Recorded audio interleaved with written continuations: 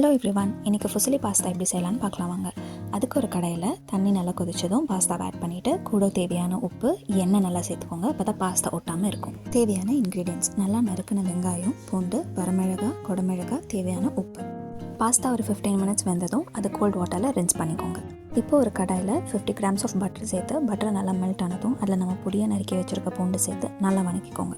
Meanwhile நம்ம 3 தக்காளியை வேக வச்சுக்கலாம். இப்போ பொடியாக நறுக்கின வெங்காயத்தை சேர்த்து நல்லா வணக்கிக்கோங்க.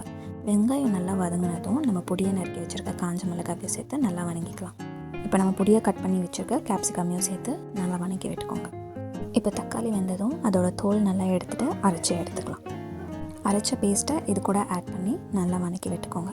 ரோஸ்மெரி லீவ்ஸ் இருந்தால் சேர்த்துக்கோங்க. It really gives a good flavour. அது கூட தேவையான அளவு உப்பு, ஒரு ஸ்பூன் டொமேட்டோ சாஸ் சேர்த்து நல்லா மிக்ஸ் பண்ணிவிட்டு கூட பாஸ்தாவை சேர்த்துக்கோங்க. And here is your fusilli pasta.